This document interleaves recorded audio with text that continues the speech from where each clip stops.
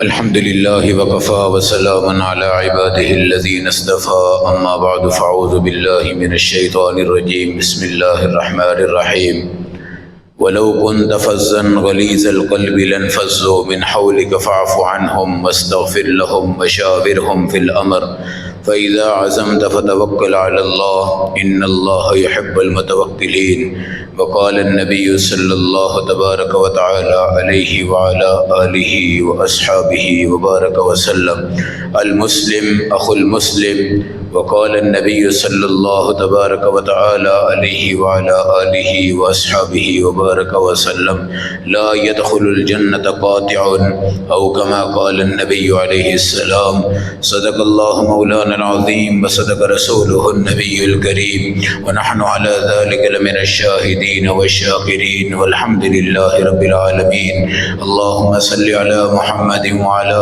آل محمد كما صليت على إبراهيم وعلى آل إبراهيم إنك حميد مجيد اللهم بارك على محمد وعلى آل محمد كما باركت على إبراهيم وعلى آل إبراهيم إنك حميد مجيد میرے محترم بھائیو دوستو بزرگو، نبی پاک صلی اللہ علیہ وسلم کی ایک صفت ہے رحمت للعالمین، آپ ساری کائنات کے لیے رحمت ہے۔ قرآن کہتا ہے وَلَوْ كُنْتَ فَظًّا غَلِيظَ الْقَلْبِ لَانفَضُّوا مِنْ حَوْلِكَ، اگر آپ سخت دل ہوتے تو ساری دنیا آپ کے ارد گرد بھاگ جاتی اور آپ کے قریب کوئی نہ ہوتی۔ میرے نبی علیہ السلام نے کائنات میں تشریف لانے کے بعد اپنی میٹھی زبان، اپنا میٹھا بول، اپنے ہونٹوں کی مسکراہٹ، اپنی آنکھوں کی حیا، اپنے لب و لہجہ کی نرمی سے بہت سی کائنات کو دین اسلام کے جھنڈے میں داخل کیا ہے۔ آج غصہ ایک ایسا زہر ہے جو جسمانی رشتوں کو بھی برباد کر رہا ہے اور روحانی رشتوں کو بھی برباد کر رہا ہے۔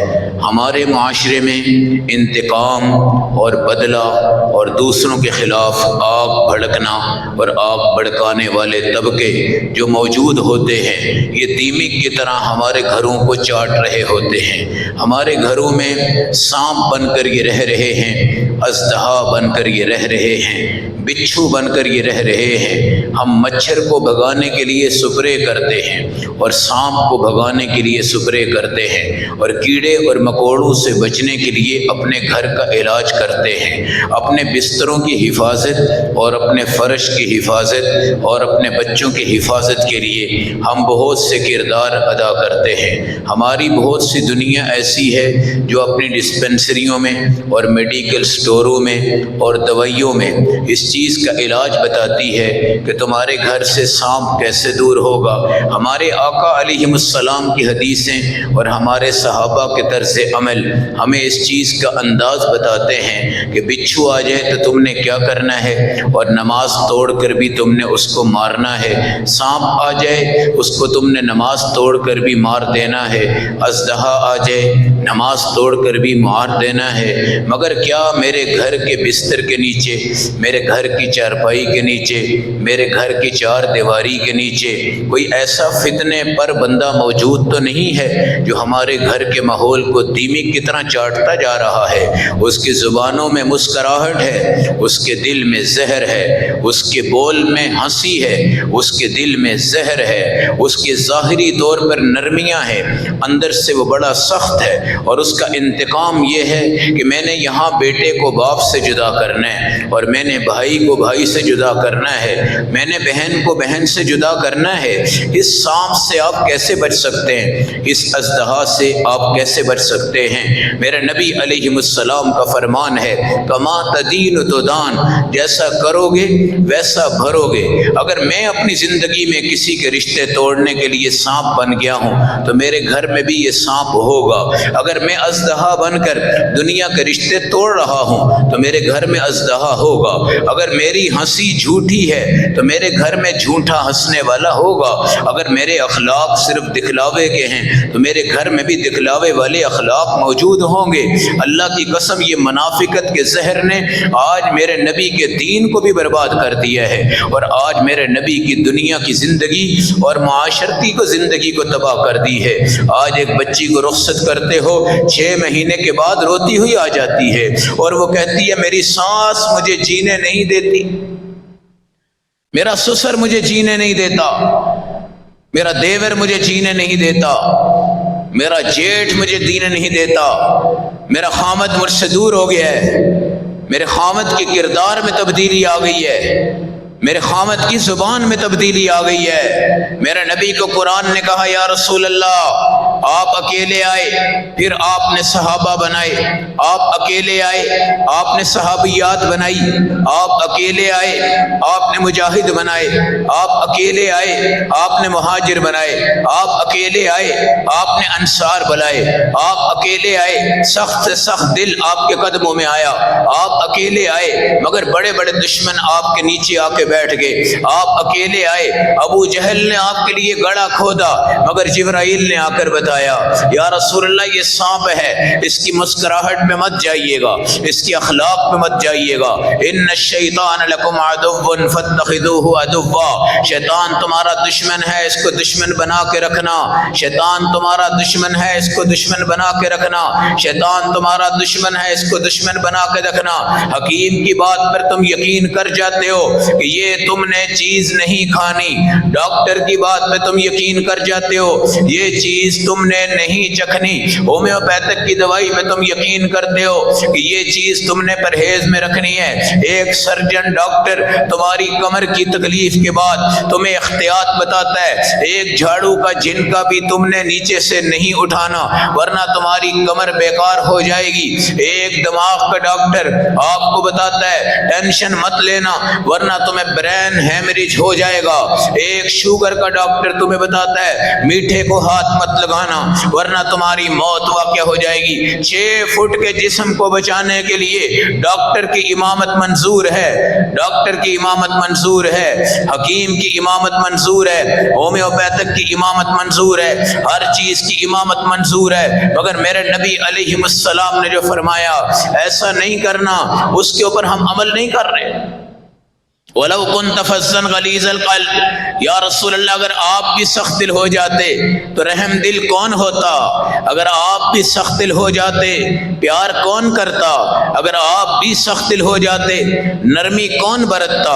اگر آپ بھی سخت دل ہو جاتے تو خدا کی قسم کون دنیا کو قریب لاتا؟ وہ دشمن گالیاں نکالنے والا، جادوگر کہنے والا، مجنوں کہنے والا، دیوانہ کہنے والا آج میرے نبی کے دربار میں بیٹھا ہوا ہے اور نبی پاک علیہ السلام زندگی کی کوئی کہانی نقل نہیں فرماتے اور اس کے اسلام کے اوپر خدا کی قسم اپنی مہر نبوت ثبت فرما دیتے ہیں، اور اللہ کے دین کے صدقے سے پوری دنیا کے صحابہ میرے نبی کے دربار میں آتے ہیں اور حضور پاک علیہ السلام کے شاگرد رشید بنتے ہیں۔ والکاظمین الغیظ، غصے کو پی جاؤ، منفی سوچیں آج سب کو تباہ کر رہی ہیں۔ آپ نے ایک کزن کی نفرت ذہن میں رکھ لی، آپ نے ایک دوست کی نفرت ذہن میں رکھ لی، بچپن میں ایک لڑائی ہوئی تھی آج تک آپ کے ذہن میں وہ منفی سوچ ہے، کسی وقت کسی کو تھپڑ مارا تھا آج وقت آپ اس کے دشمن ہیں۔ یہ قبائلی لوگ ہیں جن کا ایک قتل ہوتا ہے پھر ان کا ٹارگٹ ہے ہم قتل کریں گے، وہ قتل کرتے ہیں پھر ان کا ٹارگٹ ہے ہم قتل کریں گے، وہ قتل کرتے ہیں پھر ان کا ٹارگٹ ہے ہم قتل کریں گے۔ ان قبائلی فرقوں میں 100 سال سے قتل ہو رہے ہیں، 500 سال سے قتل ہو رہے ہیں، 200 سال سے قتل ہو رہے ہیں۔ اللہ کے بندوں کون سی نماز پہ گئے ہو، کون سے رکوع پہ گئے ہو؟ تمہاری داڑیاں کس چیز کی دعائیں دے رہی ہیں؟ تمہاری ٹوپیاں کس چیز کی سجاوٹ دے رہی ہیں؟ تمہاری مسجد کے مصلے تمہیں کہاں سے بچا رہے ہیں؟ تمہاری نماز کے سجدے تمہیں کہاں سے بچا رہے ہیں؟ تمہارے رکوع کا جھکنا تمہیں کہاں سے بچا رہا ہے؟ تمہاری مسکراہٹ کہاں قبول ہے؟ تمہاری نرمی کہاں قبول ہے؟ تمہارا پیار کہاں قبول ہے؟ یہ تو منافقت مصیبت ہے، اس نے مارا تو میں ماروں، میں نے مارا تو وہ مارے۔ خاندان کی دشمنیوں نے آج معاشرہ تباہ کر دیا ہے۔ ہمارا پاکستان برباد انگریز نہیں کر رہا، ہماری بد اخلاقیاں برباد کر رہی ہیں۔ ہمارے پاکستان کو تباہ کرنے کی سازش صرف امت کو توڑو، فوج کو ادھر کرو، حکومت کو ادھر کرو، عوام کو ادھر کرو، بیٹے کو الگ کرو، بیٹی کو الگ کرو، ساس کو الگ کرو، سسر کو الگ کرو، مدرسوں کو الگ کرو، مسجدوں کو الگ کرو، تبلیغ کو الگ کرو، دین کو الگ کرو، ہجرت کو الگ کرو۔ توڑ دو ان کو، توڑ دو ان کو۔ تسبیح جب بن جائے تو 100 دانہ اللہ کی رحمت کو کھینچ لیتا ہے، اور اگر یہ تسبیح ٹوٹ جائے اور اوپر کا دھاگا پھٹ جائے تو تسبیح کے دانے کس طرح گرتے ہیں، کوئی بندہ ان پہ قابو نہیں پا سکتا۔ پھر اس تسبیح کو سلائی کر لو، پھر ایک دشمن آئے کینچی سے کاٹ دے، پھر وہ تسبیح گر جاتی ہے، پھر اس کو کوئی جوڑ نہیں سکتا۔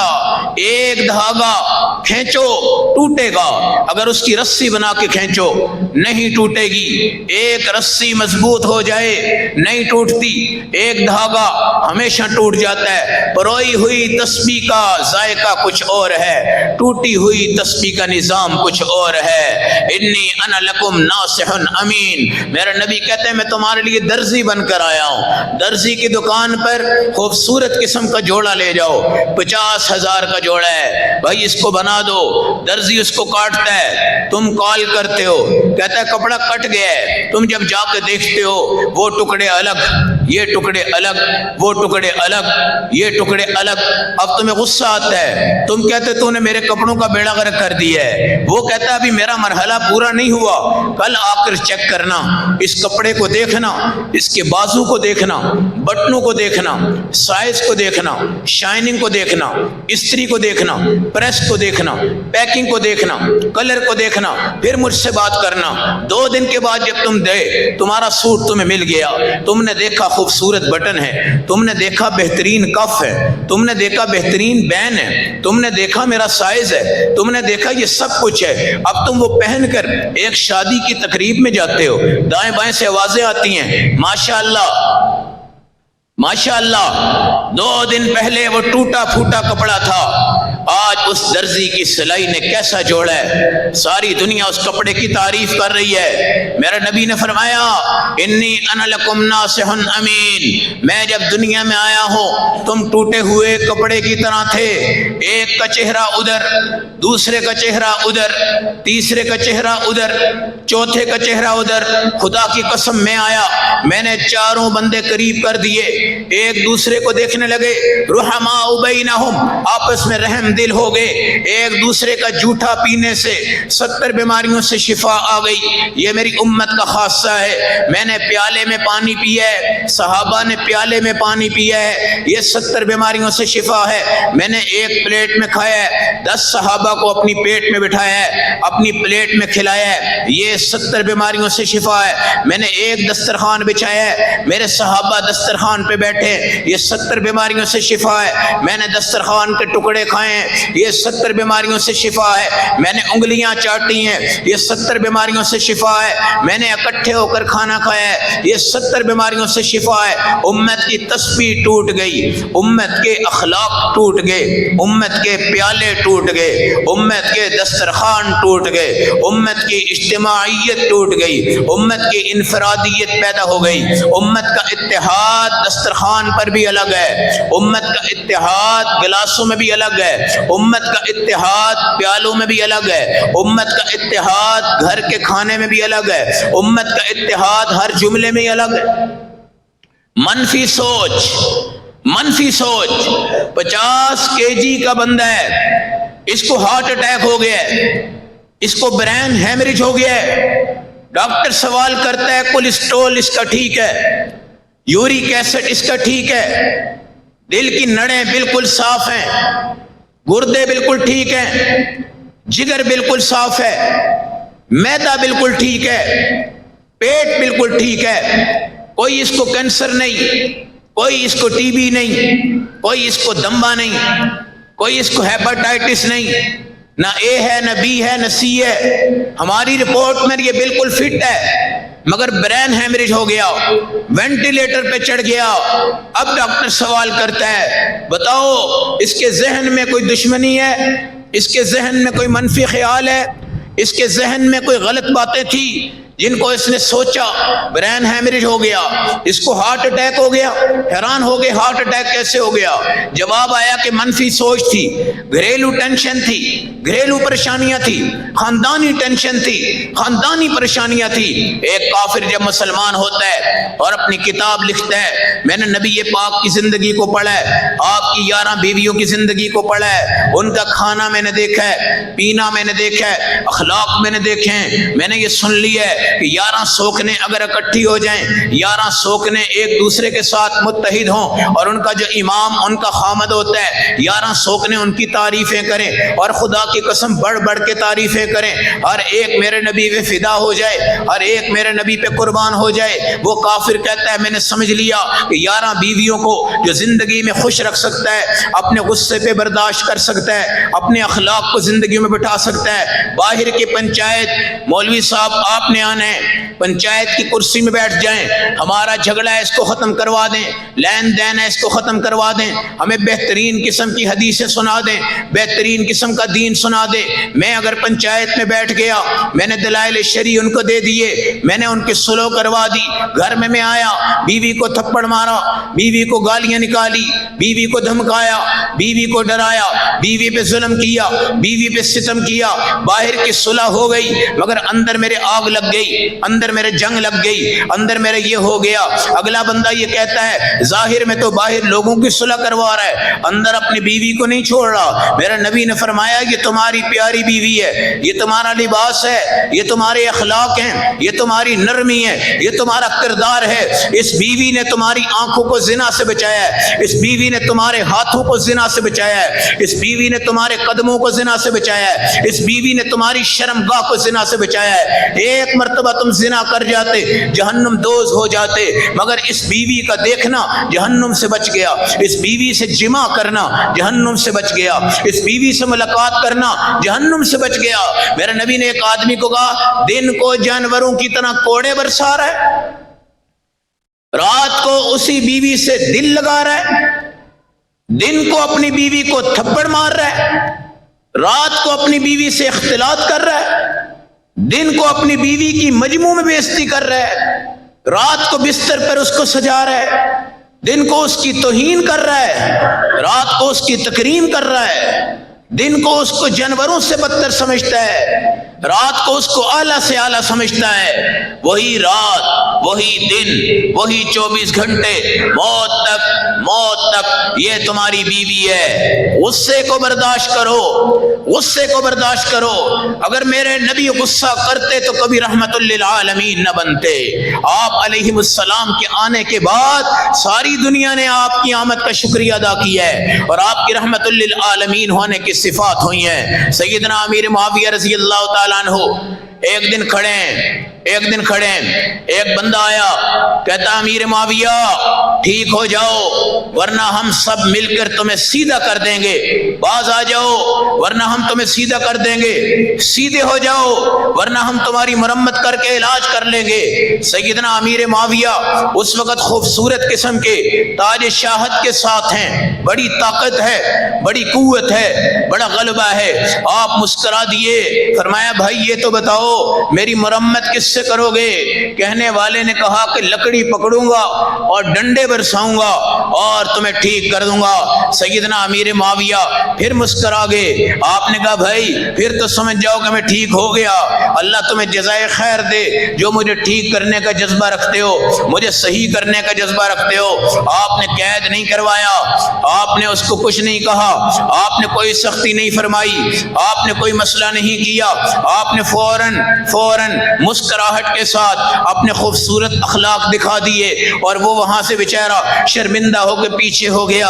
آپ نے کہا کوئی مسئلہ نہیں ہے، تو لکڑی سے مار، تو ڈنڈے سے مار، مجھے ٹھیک کر دے، میں اگر اس وقت بادشاہوں کی طرح طاقتور ہوں تو میں تجھ پہ ظلم نہیں کروں گا، میں تجھ پہ ستم نہیں کروں گا، میں تجھ پہ ایسا کوئی کردار نہیں رکھوں گا جس سے دنیا کہے کہ طاقتور آدمی آتا ہے اور آ کر مظلوموں کے اوپر ظلم کرتا ہے۔ میرا نبی علیہ السلام نے فرمایا دنیا میں جنتی دیکھنا ہے؟ صحابہ نے کہا یا رسول اللہ دیکھنا ہے۔ پھر فرمایا دیکھنا ہے؟ آپ نے کہا یا رسول اللہ دیکھنا ہے۔ آپ نے فرمایا جنتی وہ ہوتا ہے ضعیف متضعف، جو کمزور ہوتا ہے، لوگ اس کو کمزور سمجھتے ہیں، فقیر ہوتا ہے، بال بچھیرے کے بکھرے ہوئے ہوتے ہیں، اگر وہ دروازوں پہ دستک دیتا ہے لوگ کہتے ہیں جا دفع ہو جا، تو اس قابل نہیں ہے کہ ڈیفنس میں ہماری کوٹھی کے فٹ پاتھ پر بھی تو کھڑا ہو جائے۔ پیس جو بنا تھا، پیس یہ والا، جب یہاں پہ لوگ آتے تھے نا، لوگ چیک کرتے تھے، اگر کوئی گندے کپڑے والا ہوتا تھا نا، اس کو کہتے تو اس قابل نہیں ہے کہ پیس کے دائیں بائیں گھومتا رہے پھرتا رہے، یہاں سے اتر جا، پرسنالٹی بنا کرا، لباس بنا کرا، سب کچھ بنا کرا۔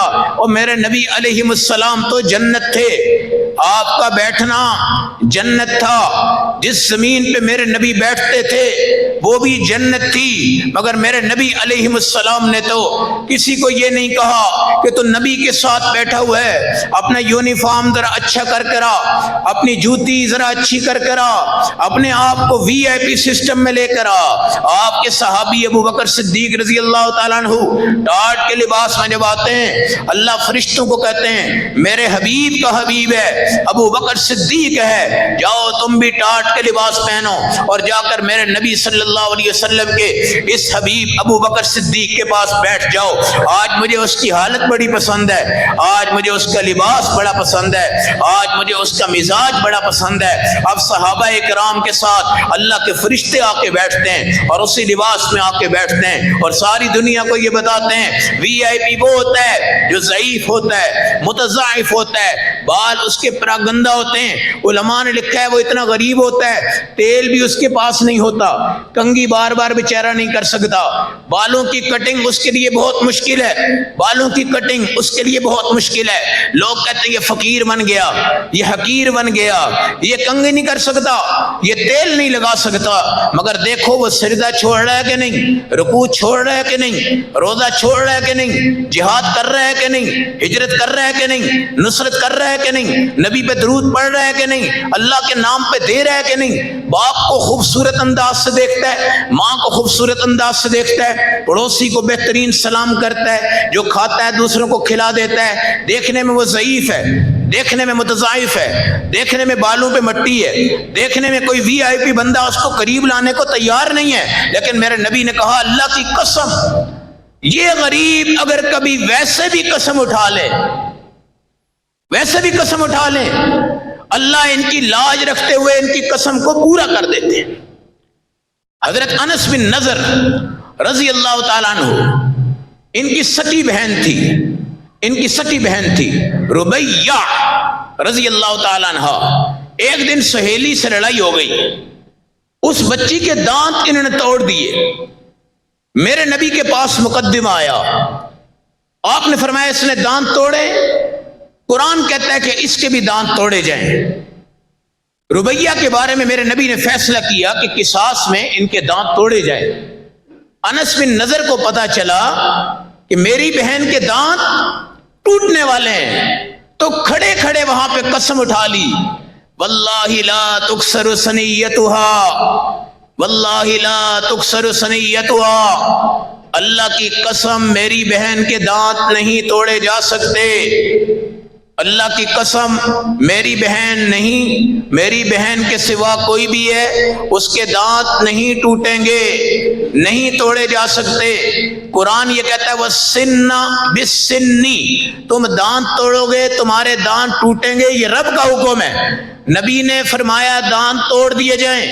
انس بن نضر غریب صحابی تھے، انہوں نے قسم اٹھائی کہ میری بہن کے دانت نہیں ٹوٹیں گے۔ صحابہ بڑے پریشان ہوئے کہ یہ قرآن کی گستاخی ہو گئی، یہ تو نبی کی گستاخی ہو گئی۔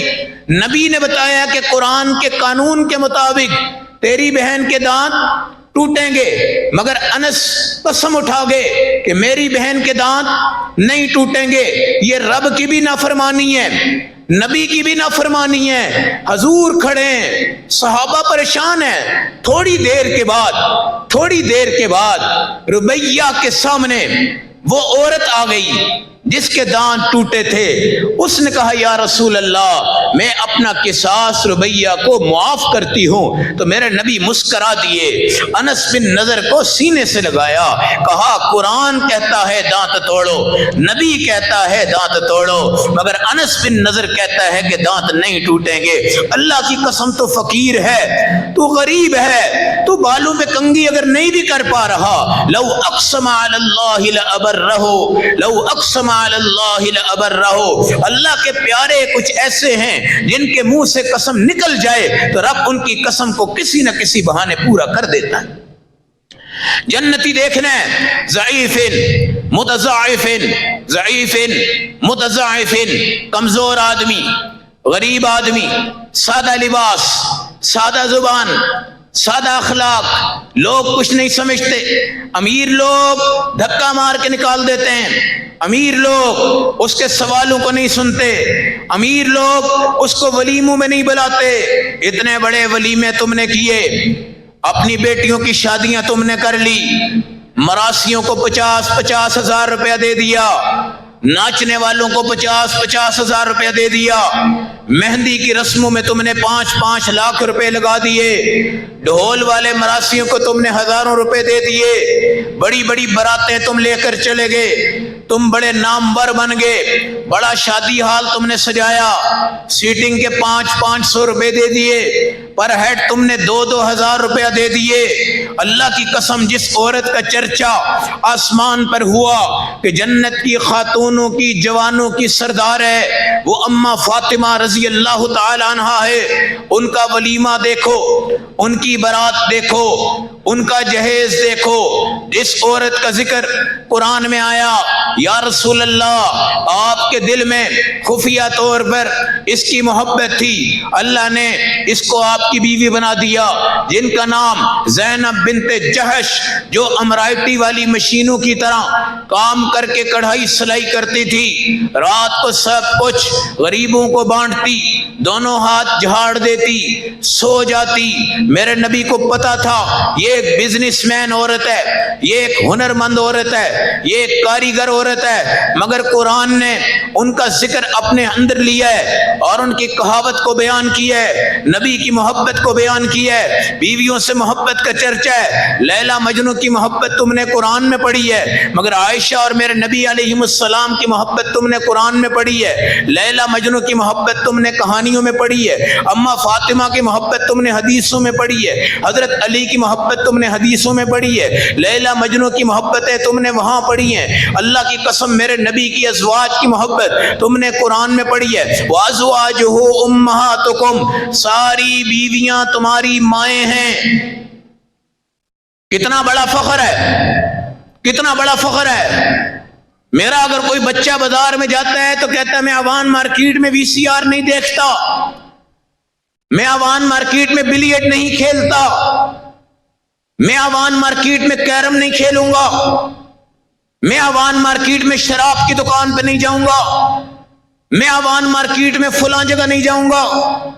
لوگ کہتے ہیں باہر تو بڑا آوارہ گرد ہے اور یہاں نہیں جاتا، وہ کہتا ہے میرا باپ مولوی ہے۔ اور وہ صحابہ جن کا امام میرا آقا ہو، وہ بیٹی جن کے باپ محمد الرسول اللہ ہوں، وہ عائشہ جن کے خامد محمد الرسول اللہ ہوں، وہ زینب جن کے خامد محمد الرسول اللہ ہوں، کیا وہ بازاروں میں بے حیائی کے پردے کو چاک کر سکتی تھی؟ کیا صحابہ یہ کہہ سکتے تھے کہ ہم دنیا میں کسی بھی میدان میں جائیں ہمارا مرکز محمد رسول اللہ ہے، ہم نے اپنے باپ کی لاج رکھنی ہے؟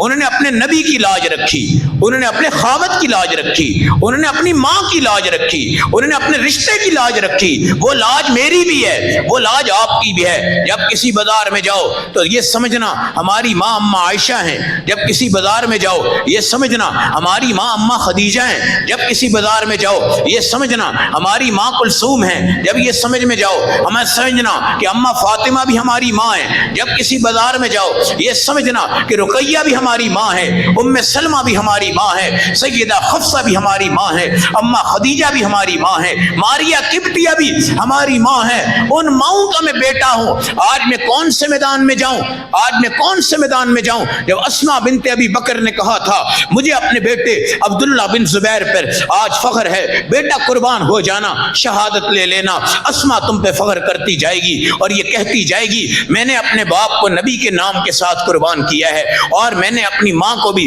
अल्लाह के दीन पे कुर्बान किया है, और मैंने अपने बेटे को भी खुदा की कसम अल्लाह के दीन पे कुर्बान किया है। और मेरे दुपट्टे अगर टूटे हैं, दो टुकड़े अगर हुए हैं और मेरी बालियां गिरी हैं, अबू जहल का मुझे थप्पड़ पड़ा है तो वो भी मेरे नबी के नाम के सदके पड़ा है, मेरे नबी की नाम की नबूवत के सदके पड़ा है, मेरे नबी के काम की बरकत से पड़ा है। अल्लाह के बंदो फख्र किस बात पे है? गाड़ी पे, बंगले पे, दौलत पे? हाय हाय, जिस वक्त खुदा की कसम खरब पत्ती का जनाजा निकलता है, जिसकी कोठियां उसको अलविदा कहती हैं, गाड़ियां अलविदा कहती हैं, नौकर अलविदा कहते हैं, दफ्तर अलविदा कहते हैं, फैक्ट्रियां अलविदा कहती हैं, मोहल्ला अलविदा कहता है, पार्क अलविदा कहते हैं, वॉक के ट्रैक उसको अलविदा कहते हैं, कढ़ाइयां अलविदा कह देती हैं, बिरयानियां अलविदा कह देती हैं, कौरमे अलविदा कह देते हैं, मशरूबात अलविदा कह देते हैं, सोने के कड़े अलविदा कह देते हैं, सोने की बालियां अलविदा कह देते हैं। एक ज्वेलर्स जब मरता है सोने के गोदाम उसको अलविदा कहते हैं, हीरे की कान वाला जब मरता है हीरे की कान उसको अलविदा कह देती हैं, बड़े बड़े डैम बनाने वाला इंजीनियर जब मरता है उसको डैम अलविदा कह देते हैं, जब वजीर आजम मरता है उसको उसकी कुर्सी अलविदा कहती है, जब सदर मरता है उसको अलविदा कहा जाता है। मगर जब हाफिज कुरान सहाबी रसूल दुनिया से जाता है उसको अलविदा कोई नहीं कहता, इसलिए कि सिर्फ वो अमल करता है, अमल लेके जाता है, दीन पे चलता है, दीन लेके जाता है, हया पे चलता है, हया लेके जाता है, उसके पीछे कुछ भी नहीं होता। अबू ज़र गफ़ारी दुनिया से जब गए मेरे नबी ने कहा इस्लाम कबूल कर लो, कलिमा पढ़ा, सदकों के फजाइल सुने, सारी प्रॉपर्टी अल्लाह के नाम पे कुर्बान हो गई। आगे बढ़े, फिर आपने बर्तन, घर, बिस्तरे, कम्बल, चारपाइयां, तकिए, सब कुछ अल्लाह के नाम पे कुर्बान कर दिए। एक जगह चल रहे थे तो एक बंदा तकिए की जगह अपने हाथों पे लेटा हुआ था, वो तकिया भी अल्लाह के नाम पे कर दिया। एक जगह आए तो एक बंदा अपने हाथों के चुल्लू से समुंदर से पानी पी रहा था, आपने कहा मैं भी हाथ से पी सकता हूं, प्याला भी अल्लाह के नाम पे कुर्बान कर दिया। ये सहाबा है, ये सहाबा है। हसद किसी सहाबी में नहीं था, ये हमारे कुरान का दावा है। हसद किसी सहाबी में नहीं था, ये हमारे कुरान का दावा है। मुनाफिक नाऊज़ बिल्लाह कोई सहाबी नहीं थे, ये हमारे कुरान का दावा है। मेरी तरह, आपकी तरह धोखा देने वाला तबका कोई सहाबी ऐसा नहीं था, ये मेरे और आपका दावा है। कोई सहाबी झूठा नहीं था, ये मेरे कुरान का दावा है। मेरी तरह दगाबाज कोई सहाबी नहीं था, ये मेरे कुरान का दावा है। मेरी तरह बददयानत कोई सहाबी नहीं था, ये मेरे कुरान का दावा है। मेरी फितरत खुदा की कसम आज दीन भी हो गई, दुनिया भी हो गई, मगर सहाबा की मिसाल देते हैं।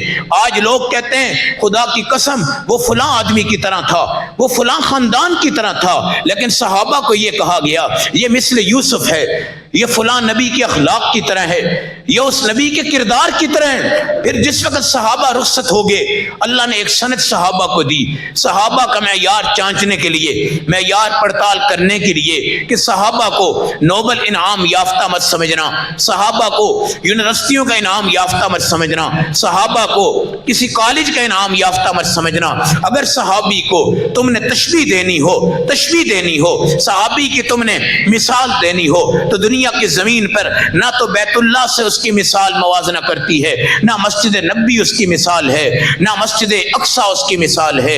खुदा की कसम अगर सहाबी के तुमने मिसाल देनी हो तो पूरे सहाबा की मिसाल ना तो बदर का मैदान पेश कर सकता है, ना उहद की तरह दी जा सकती है, ना खंदक की तरह दी जा सकती है, ना ताइफ की तरह दी जा سکتی ہے۔ اگر تم نے کسی صحابی کو سرٹیفکیٹ دینا ہو، کیٹو پہاڑ سے بلند دینا پڑے گا، ہما بالیہ سے اوپر دینا پڑے گا، بڑے بڑے پہاڑوں سے اوپر جانا پڑے گا۔ اگر تم نے کسی صحابی کو بھی کوئی سرٹیفکیٹ دینا ہو تو دنیا کے جہاز، دنیا کے ہیلی کاپٹر، دنیا کی خلائی شٹل، ان سے اوپر تمہیں جانا پڑے گا۔ اگر کسی صحابی کو تم نے کوئی سرٹیفکیٹ بھی دینا ہو تو خدا کی قسم ان کو صرف اور صرف ججتا ہے، سجتا ہے، بنتا ہے، کردار دکھاتا ہے، اعمال دکھاتے ہیں، جذبات دکھاتے ہیں، ایمان دکھاتے ہیں۔ نبی نے کہا کن نجوم، میرے سارے صحابہ ستاروں کی طرح ہے۔ ستاروں سے جوڑنا، نیچے کی چیزوں سے جوڑو گے تو تم بھی گستاخ صحابہ بن جاؤ گے، تم بھی گستاخ بن جاؤ گے۔ کیا نظریہ تھا؟ میں نے کہا کہ ہمارے گھر میں اژدہا ہیں، ہمارے گھر میں سانپ ہیں، ہمارے گھر میں بچھو ہیں۔ ظاہری سانپ مارنے کے لیے سپرے ہو گیا، ظاہری اژدہا مارنے کے لیے سپرے ہو گیا، ظاہری بچھو مارنے کے لیے سپرے ہو گیا، مگر گھر میں فساد آ گیا، گھر میں جھگڑا آ گیا۔ آج بیوی کو طلاق ہو گئی، کل خامد بیوی کو گھر سے نکال دیا گیا، ادھر ساس الگ جدا ہو گئی، ادھر سسر الگ جدا ہو گیا۔ مولوی صاحب سمجھ نہیں آ رہی یہ کیا ہو رہا ہے، ہمارے گھر کو کیا ہو گیا ہے، ہمارے گھر میں کیا مسئلہ ہے، ہمارے گھر کا سکون کہاں گیا ہے، ہمارے گھر کی طمانینت کہاں گئی۔ ایک عورت کے ہاں جب سالن بنا تو نمک تیز ہو گیا، میاں سامنے آ گیا، مہمان بیٹھے، غصہ آ گیا، کہنے لگا میری بیٹی اگر کسی کے گھر میں جائے اس کا نمک بھی تو تیز ہو سکتا ہے، میرا داماد کیا سلوک کرے گا؟ جو آج میں کروں گا کل وہی میرا داماد کرے گا۔ اس نے معاف کر دیا، اس نے کچھ نہیں کہا، وہ مر گیا، رب کریم کے دربار میں پہنچ گیا۔ میرے اللہ نے اس کو کہہ دیا کہ تو ایک بیوی، بیٹی، بہو، اس کے تمام چیزوں کو برداشت کر کے آیا ہے، ان کو معاف کر کے آیا ہے، جا میں نے آج اس کے صدقے سے تجھے بھی تیرا سب کچھ معاف کر دیا ہے۔ اپنی بیٹی کو چاہتے ہو شہزادی بن کر رہے، اپنی بیٹی کو دوسرے دن تمہاری کال جاتی ہے، ساس کچھ کہتی ہے، سسر کچھ کہتا ہے، دیور کچھ کہتا ہے، جیٹھ کچھ کہتا ہے، یہ تم نے زہر گھول دیا بچی کے کانوں پر، یہ تم نے ایٹم بم چلا دیا اس گھر کی تباہی پر۔ تمہیں کس نے کہا کہ بیٹی سے یہ سوال کرو کہ تمہاری ساس تمہیں کچھ کہتی ہے؟ سسر تو کچھ نہیں کہتا، داماد تو کچھ نہیں کہتا، دیور تو کچھ نہیں کہتا، بھائی تو کچھ نہیں کہتا، کوئی کزن تو کچھ نہیں کہتا۔ اب تمہاری بیوی غیبت کا جھنڈا بن گئی، اگلے دن کال آ گئی، ساس یوں کہہ رہی، اگلے دن کال آ گئی، سسر یوں کہہ رہے، اگلے دن کال آ گئی، دیور یہ کہہ رہے۔ اب یہ 3 کالیں سننے کے بعد سیخ پا ہو گئی، بلڈ پریشر ہائی ہو گیا، بیوی سے کہنے لگی دہلیز چھوڑ دے، آ جا، تو وہاں نہیں رہ سکتی، وہ لوگ اس قابل نہیں، وہ اس کی ماں اگر بنتی، وہ اس کا باپ اگر بنتا، وہ اس کا بھائی اگر بنتا تو یہ ماں شکایتیں کیوں لیتی ہے، یہ ماں شکایتیں کیوں لیتی ہے۔ اماں فاطمہ آ کر میرے نبی سے کہنے لگی یا رسول اللہ میں چکی چلاتی ہوں، چکی، دھواں پھونک مارتی ہوں، آگ جلاتی ہوں، مجھے الرجی بھی ہو گئی ہے، میرا کلر بھی چینج ہو گیا ہے۔ میرے نبی نے یہ نہیں کہا بیٹی علی آٹا پورا کرتا ہے، علی آٹا لاتا ہے، علی پانی لاتے ہیں، کیونکہ میرے نبی کی یہ تربیت تھی کہ اگر تیرا باپ بھوک کی وجہ سے پیٹ پہ پتھر باندھتا ہے تو اس کی بیٹی بھی انشاءاللہ اگر بھوک آئے گی تو پیٹ پہ پتھر باندھے گی، پیٹ پہ پتھر باندھے گی۔ کل ضعیف متضاعف، کمزور رہو کمزور، ضعیف رہو ضعیف، نیچے رہو نیچے، دھیمے رہو دھیمے۔ اگر گھروں کو بچانا ہے تو کال مت کرو، بیٹی کو مت پوچھو، بیٹی کو مت پوچھو، یہ تم نے اپنے گھر اجاڑ دیے، اپنی بچیاں تم نے تباہ کر دی، بچیوں کو تم نے شہ سواری دے دی۔ بچیاں اب کہتی ہیں میرا باپ مجھے روزانہ فون کرتا ہے اور مجھ سے پوچھتا ہے تیرے ساس نے کچھ کہا، تیرے سسر نے کچھ کہا، وہ جو کہے وہ جو نہ کہے، ہم بالکل اس چیز کے اوپر مت جائیں۔ اللہ کی قسم برداشت سیکھو، برداشت سیکھو۔ میری بیٹی شہزادی بن کر رہے، میرے گھر میں بہو آئے تو میری جوتیوں کی خاک بن کر رہے. تمہاری بہو تمہارے کپڑے دھو دے تو دھو دے، نہ دھوئے تو فرض نہیں.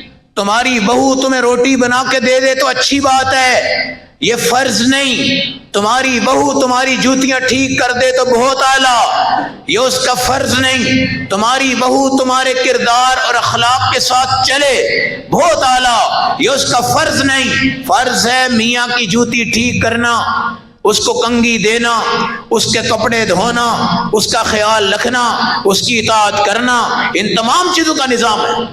صحابی نے کہا جب تک میں نہ ہوں تو گھر سے نہ جانا، گھر سے نہ جانا، گھر سے نہ جانا. اسی عورت کا باپ مر گیا، سامنے جنازہ ہے، سامنے جنازہ ہے. کہنے لگے نہیں، خامد نہیں آیا تو میں اپنے باپ کے جنازے میں بھی نیچے نہیں اتروں گی. میرے نبی کو بتایا گیا یا رسول اللہ اتنی پاک دامن عورت ہے. آپ نے فرمایا جاؤ، اس کی خامد کی اطاعت جو کی ہے اس نے، اس پر اللہ نے اس کی جنت کو لکھ دیا، جا کر دیکھو تو صحیح. سانپ بچاؤ، سانپوں کو نکالو، بچھوؤں کو نکالو. نہیں نکال سکتے تم کسی منافق کو اپنے خاندان سے، اپنے غصے کو برداشت کرنا سیکھ لو. امام ابو حنیفہ رحمۃ اللہ علیہ کے دربار میں ایک بندہ آ گیا، رات کا وقت، سو رہے ہیں. اللہ والے فضول سوتے نہیں ہیں، بر وقت سوتے ہیں، بر وقت اٹھتے ہیں.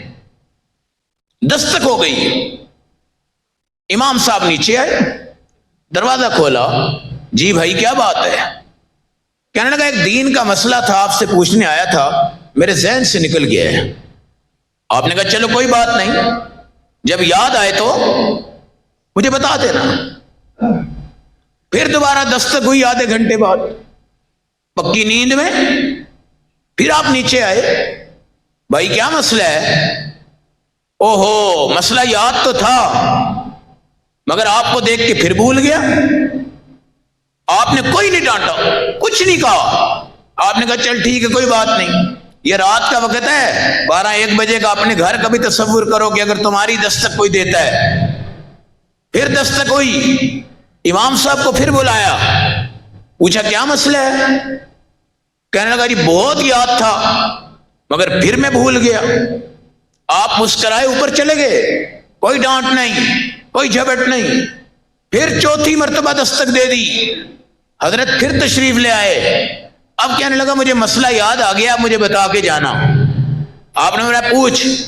کہنے لگا یہ جو پخانہ ہم کرتے ہیں، پخانہ یہ میٹھا ہوتا ہے کہ کڑوا ہوتا ہے؟ میرے سامنے اگر کوئی یہ پوچھے تو بھائی میں بھی اپنے دعوے سے کہتا ہوں کہ میں نے اس کو 4 تھپڑ مار کے کہنا جا گھر سو جا. مگر امام ابو حنیفہ عالم دین تھے. آپ نے فرمایا یار دیکھو اگر تازہ پخانہ کرو تو وہ میٹھا ہوتا ہے، اگر وہ پرانا ہو جائے وہ کڑوا ہوتا ہے. پھر آپ نے فرمایا اگر پخانے پہ مکھی بیٹھے وہ میٹھا ہوتا ہے، اگر نہ بیٹھے وہ کڑوا ہوتا ہے. پھر کیا کہا؟ کہتا ہے اس کا مطلب ہے تم نے کبھی کھا کے چیک کی ہے؟ پھر آپ مسکرا دیے. آپ نے کہا یار دیکھو چیک کرنا کوئی بات نہیں لیکن عقل بھی اللہ نے دی ہے، عقل بھی اللہ نے دی ہے. آپ دیکھیں یہ جو گنے والے ہیں نا، گنا بیچتے ہیں گڑ کا، اور یہ جو گڑ بناتے ہیں وہاں مکھیاں بڑی سیر کرتی ہیں، بڑا انجوائے کرتی ہیں. اس طرح جناب یہ جو میٹھے کا کام کرتے ہیں، شربتوں کی دکانیں، وہاں ہر وقت کیا دیکھا آپ نے؟ مکھی. کہتے ہیں کہ جب میٹھی چیز ہے تو مکھی وہاں آتی ہے، جب کڑوی ہوتی ہے تو مکھی وہاں پہ نہیں آتی. خیر سوال کے جواب ہو گئے، سن لیا، پاؤں میں پڑ گیا. کہنے لگا میں آپ کا علم دیکھنے نہیں آیا، میں تو آپ کی برداشت دیکھنے آیا تھا کہ آپ کے اندر کتنی برداشت ہے. لوگ آپ کو کیا سمجھتے ہیں اور آپ کتنی برداشت والے ہیں. اور ساری دنیا کو بتا دینا کہ امام ابو حنیفہ اگر مفتی ہیں اور عالم ہیں اور فقہ حنفی اللہ نے آپ کو نصیب فرمائی ہے تو ان کے امام کا تحمل یہ ہے، ان کا مزاج یہ ہے، ان کا نظام یہ ہے. ایسے سوال کے جواب دیے مگر اس کو مارا نہیں، پیٹا نہیں، ڈانٹا نہیں. مفتی محمد حسن صاحب ہمارے جامعہ اشرفیہ کے بانی ہندوستان کی گلی میں چل رہے ہیں، اوپر سے ایک پرنالا چھت کا کسی نے کھولا تو سارا گند آپ کے کپڑوں میں پڑا، آپ کے کپڑوں میں پڑا. خیر آپ کے ساتھ آپ کا باڈی گارڈ تھا، چوکیدار تھا، خادم تھا، وہ پٹھان تھا. اس نے کہا میں اس کھوچے کے بچے کو اب نہیں چھوڑتا. اس نے حضرت کے کپڑے گندے کر دیے. فرمایا چھوڑ دے، خبردار اس کو کچھ کہنا.